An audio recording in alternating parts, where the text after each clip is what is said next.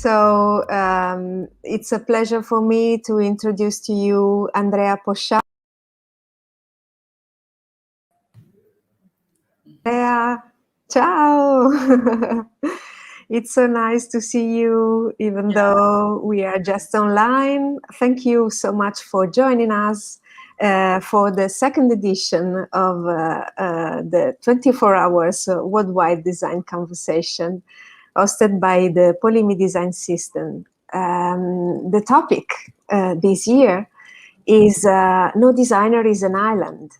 So it's about how can we deal with the complexity, of course, of this special moment after the pandemic, and with the still ongoing, mostly in many countries, a lot of troubles, of course, in terms of dealing with social issues, with health issues, but then how can we start again looking at the future with a good perspective that could include the complexity we are now facing?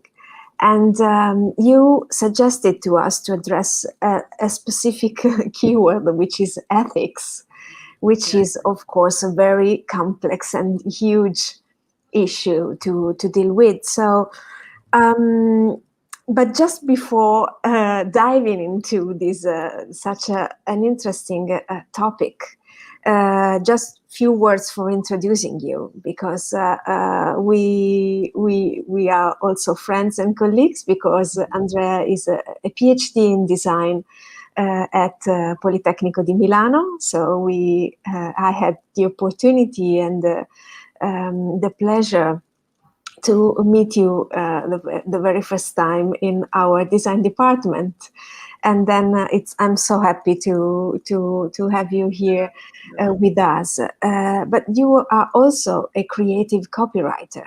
Yeah. And so since many years you have combined these double skills and double competencies, this double role of being a professional designer and of being a design researcher. And so my first question for you is, how was your PhD born? My PhD actually was born in the protests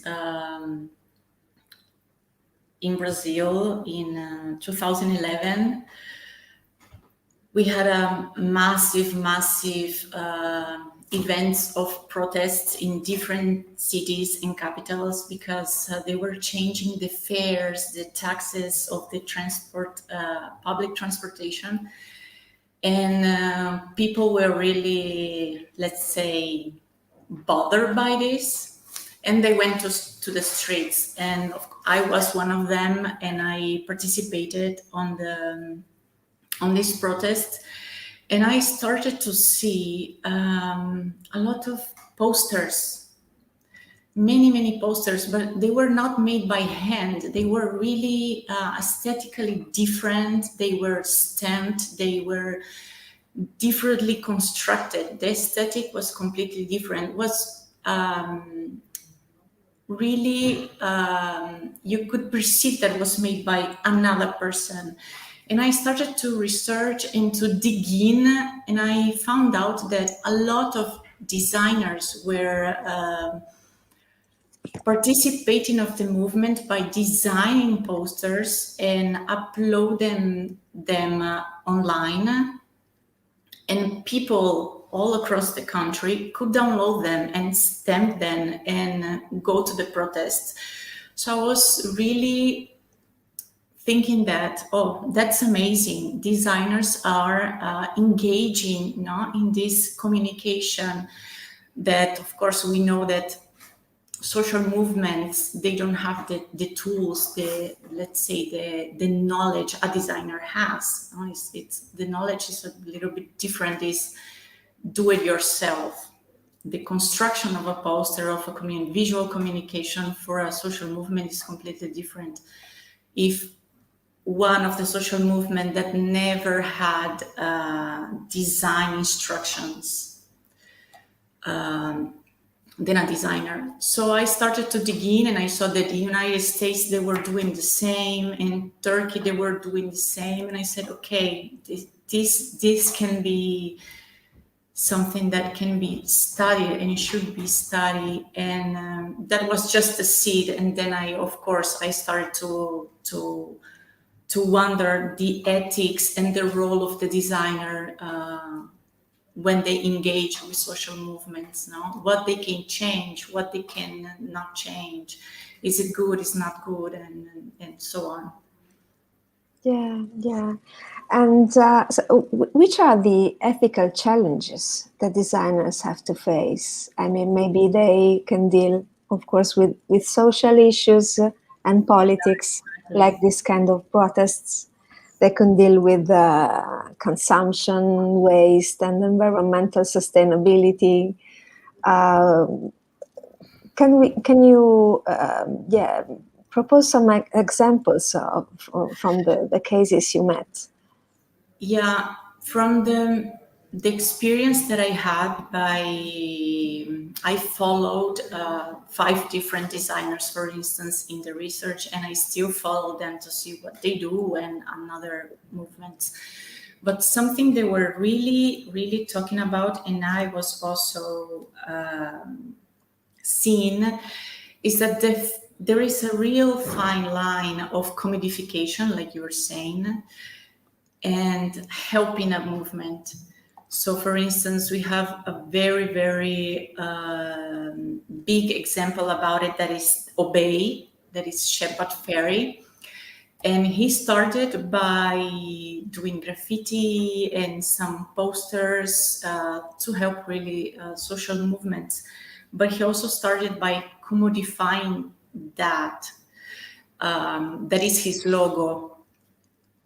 And he really started to sell his communication, let's say, marginalized aesthetic, the street life communication aesthetic. He started to commodify that, and he now has a brand that it's Obey. So he has t-shirts and posters and all of that. That is, I don't say it's not wrong, but it hasn't the purpose of empowering a social movement anymore. He's his own brand. So that is, I guess, one of the main points that I see, and I still see, and I could saw with the designers that I worked. For instance, the designers that I used to work while doing the research, they do not work in advertising agencies at all. And one of them worked, but the client of the agency are science magazines, academic magazines. So they have a very strong ethical purpose on that in their behavior and in their actions. So they're very, let's say, coherent in what they do and in their beliefs. So I guess that it's more that the consumption is not turning the communication in a consumption, in a poster that you may sell as a product afterwards, no? That is the main issue, I guess. Yeah, so you have to be an activist designer somehow. You have to be maybe not just engaged, you have to be embedded in the counterculture, and keeping these as the focus maybe of your activity. But now we all know that often counterculture is something that is at the margin of the mainstream, and so how can we put these issues and these statements coming from the margins into the center of the public discussions, of the public conversation? How can we reach wide audiences, for example, without transforming those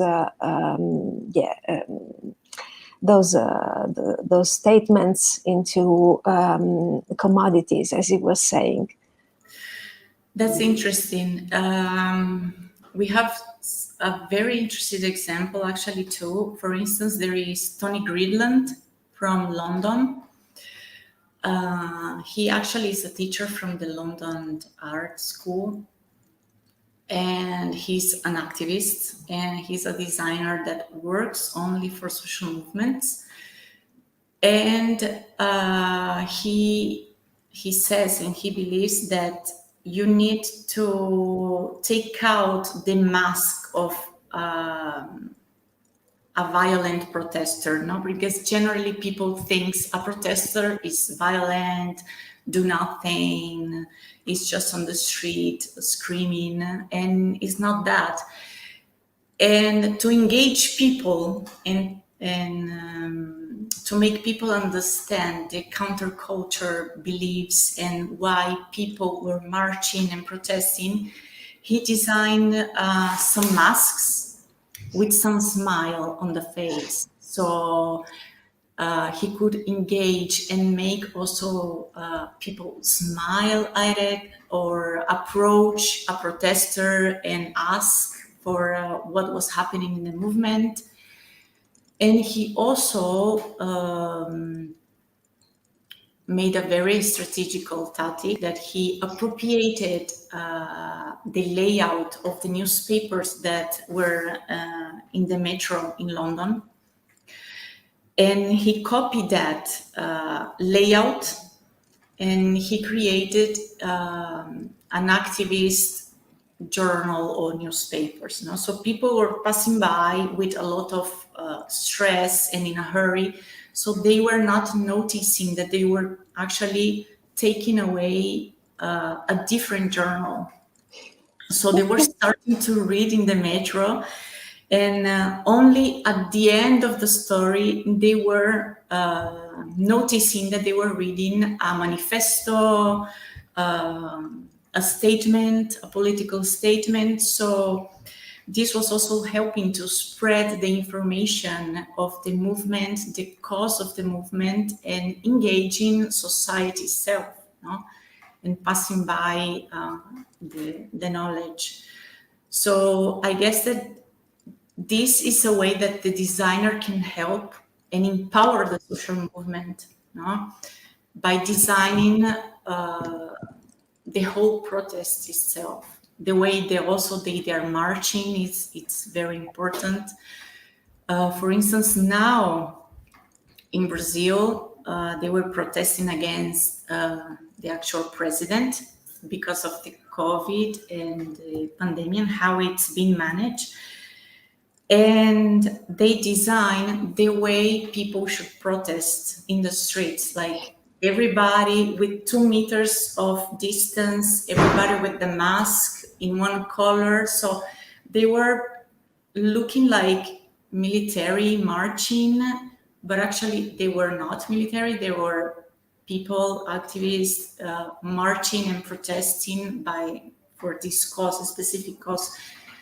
So there are a lot of ways that a designer can help to engage people and pass by the information of a marginalized culture that will never reach society if we're not that, let's say, friendly, non-violent, and using this kind of tactics.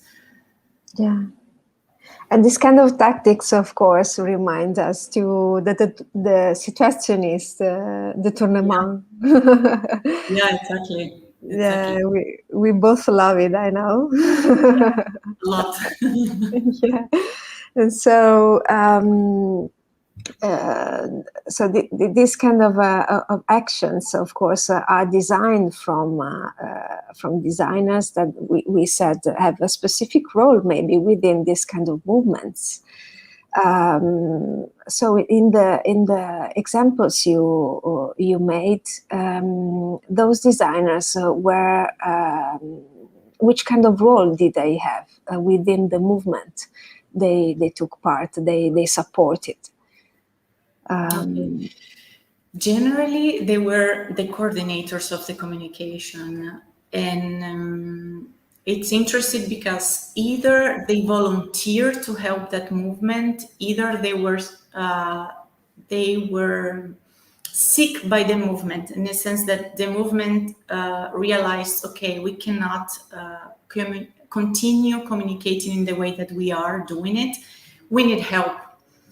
So this is interesting, also very interesting, because it's not a proactive action from the designer, but it's an action of the movement itself.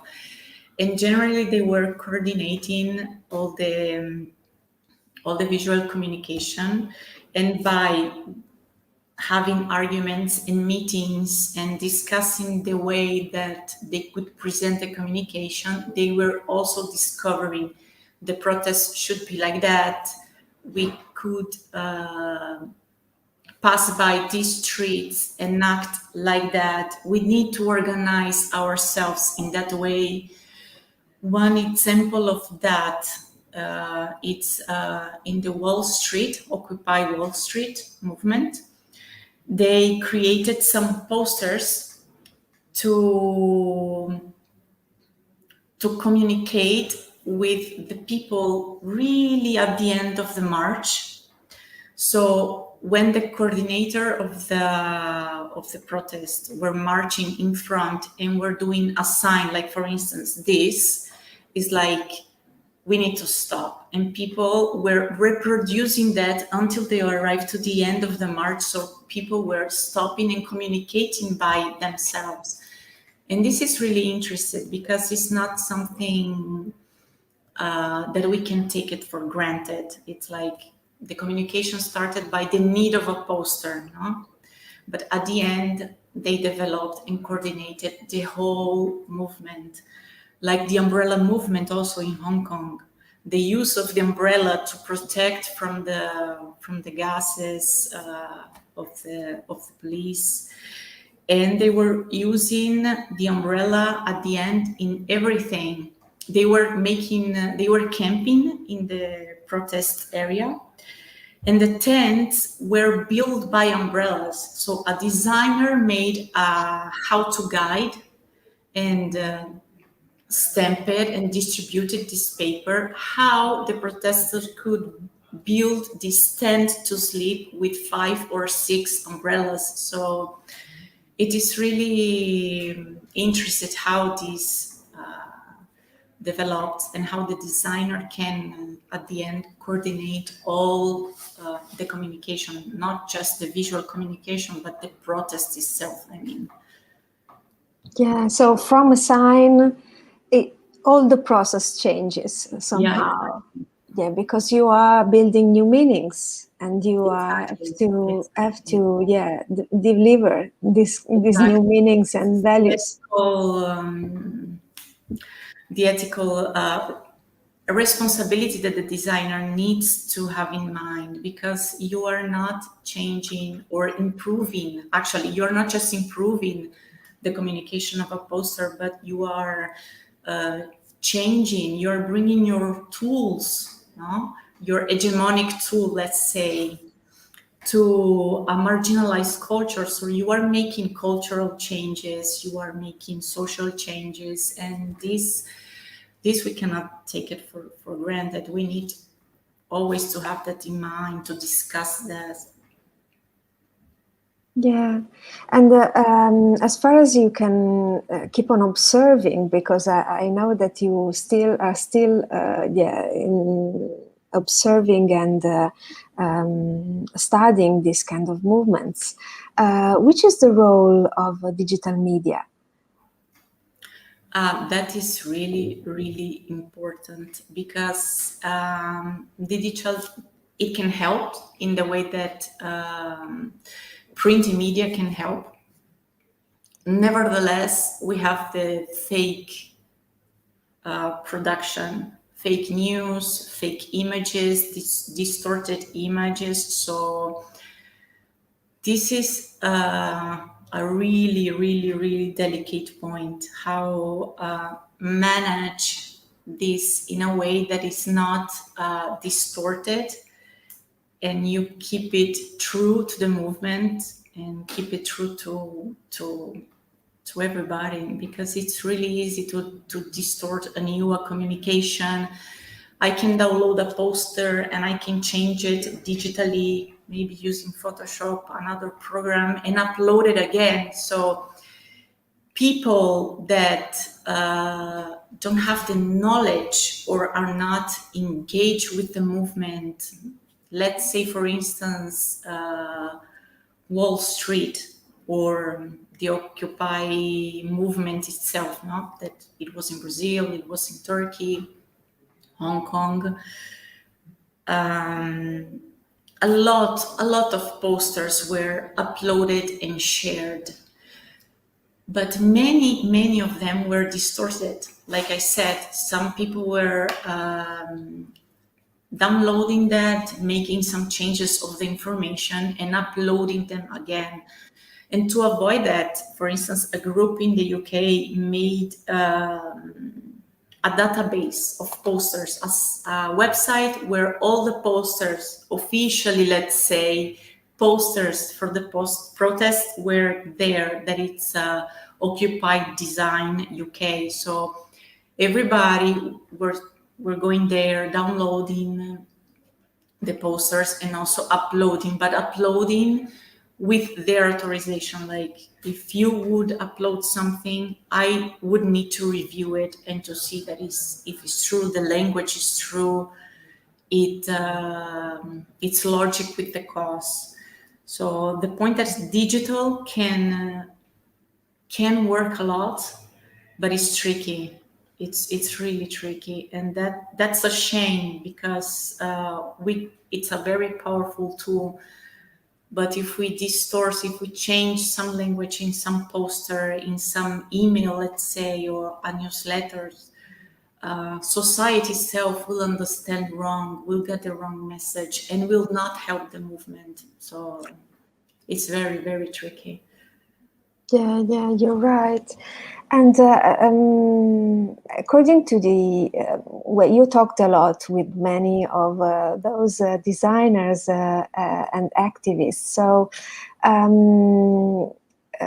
what is the relationship they have with the vernacular creativity? I mean, before they come and they provide a well-designed version of posters and any other media. Of course, these kind of artifacts were spontaneously made, handmade, and yeah. So, how do you usually translate these do-it-yourself messages and aesthetics into a well-designed one? That's an interesting question. They